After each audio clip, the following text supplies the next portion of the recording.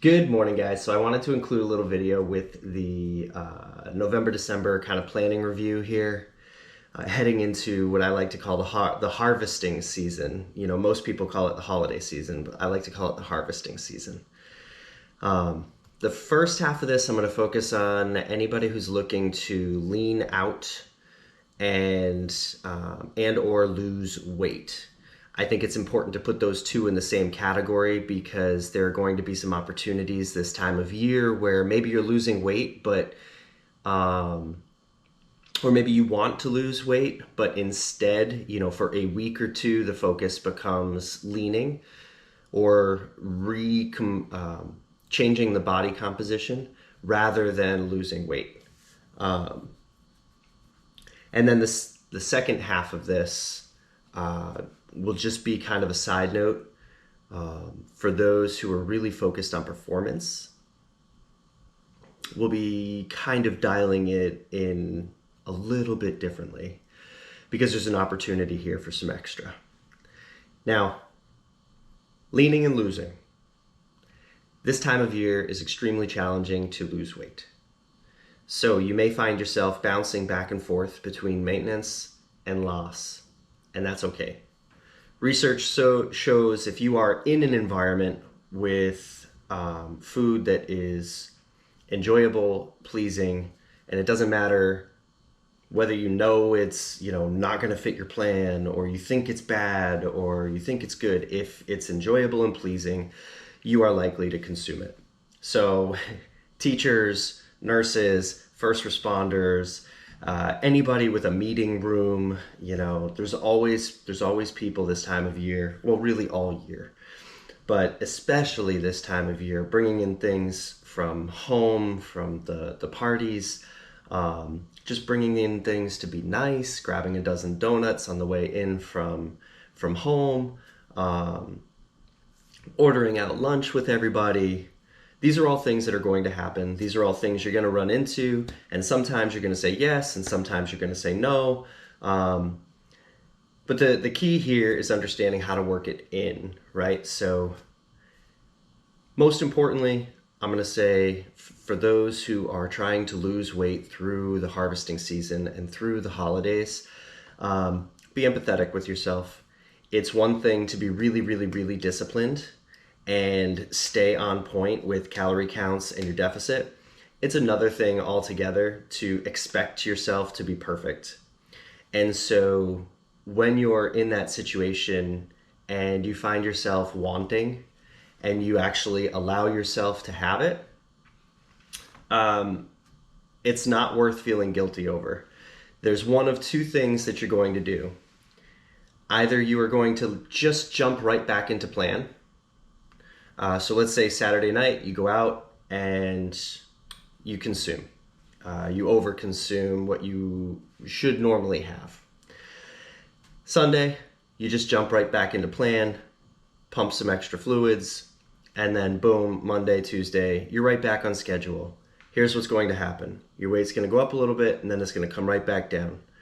And once your weight gets back down to where you were before you had the big day, you'll start to lose weight again.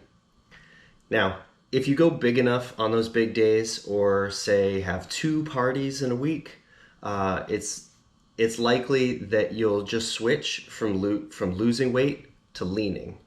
And most of that depends on how big those days are.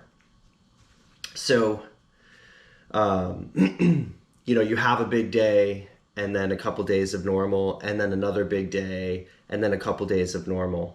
You'll notice that you can recompose. So you can lose body fat doing that. But the likelihood of you losing weight over time with having those 2 events is just very low. So in that way, if you had a week with a few events, or you allowed yourself some extra pastries or something like that in the break room, at lunch, then you may find that for a week, you don't lose weight. And that's okay. Because long term, having those little enjoyments can be much, much better for your overall health with a much more patient weight loss transition than trying to be super disciplined and fighting it every step of the way. So this time of year is a good opportunity to learn how to have that patience and that empathy. For those that are looking to lean out, what you want to do, because your calorie counts aren't necessarily for loss, right? Calorie counts for leaning and recomposing are much closer to maintenance. So you have a little bit more wiggle room. You have a bit more freedom to play with every day. Now, generally speaking, leaning toward carbs and leaning toward protein and away from, added fats, oils, things like that is kind of where we want to live, because that gives us a little bit more juice for the activity that we perform. But on a random Tuesday, if there's a cheese Danish in the break room and it's up for grabs and you want it, there's nothing wrong with that. Work it in. Put it in your calories. For the recomposing, this time of year is a great opportunity to, oh, you know what? I'm going to have a donut here. I'm going to have a cookie here. I normally don't touch cookies. And Jen, we had ice cream cookie sandwiches last night. I had a big day yesterday. And we decided to keep the cookies, and I'm gonna have one each day with Nico as part of a little snack routine. Not something I normally do, but tossing it in there. It's just that time of year. Feels good, feels right, and it's really not a big deal. So I think this is a good opportunity to test some of those things, pastries that you might enjoy, see if you can work them in on the regular basis. Who knows? Maybe go ahead and start with a microwavable container, like a single muffin pack or a single cookie. Those kinds of things from like Kodiak. Because you can buy those at the store. It's like a just add water and put it in there. And if you're worried about, getting into it, work it in that way instead of at the parties. But most of us are going to head to a party and we're going to indulge, or we're going to indulge in the break room when somebody brings in those awesome almond Italian cookies or little biscottis or banana bread or apple pie. It's all going to show up. And so trying to avoid it permanently is not a good idea. Testing, working it in, and understanding how to build it in as part of the plan is much, much better. Now, let's say you're leaning and you go and you eat an extra 1,000 calories in a day. Not a big deal. Two choices. Jump right back into plan the next day and wait for your weight to come back down to where it was, or take 250 calories away from the next 4 days and balance it out. So you ate an extra 1,000 on Saturday, cool. I'll just eat 250 less for the next 4 days, and that's 1,000 calories. If you find yourself wanting to eliminate all of the calories immediately and go into a fast because I overate yesterday, I think we're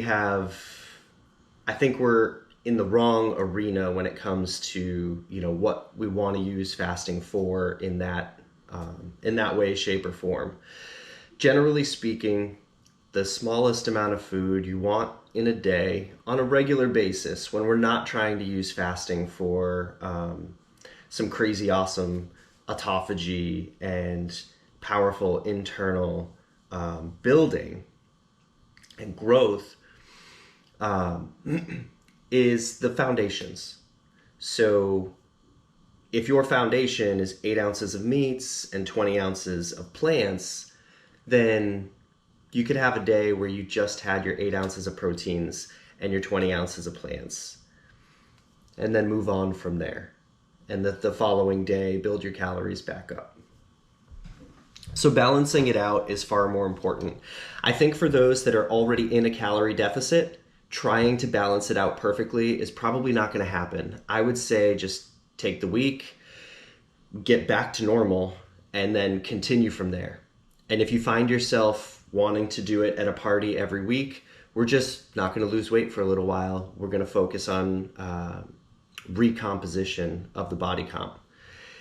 And for those that are leaning, you can balance it out. It's easier for you to balance it out if you want to, or you can allow that one day to be kind of a stimulus for some muscle growth, and then let your weight come back down gradually throughout the week just by jumping back into plan. Now, for those of you focused on performance,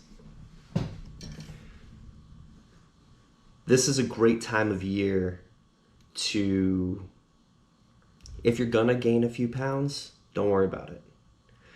You can, let's say you have 3,000 calories a day, and on a random Saturday, you had a good workout in the morning, and now you go and you eat, 4,000 or 5,000 calories, something like that, and you crush the day. Or maybe you didn't count, but you crushed the day.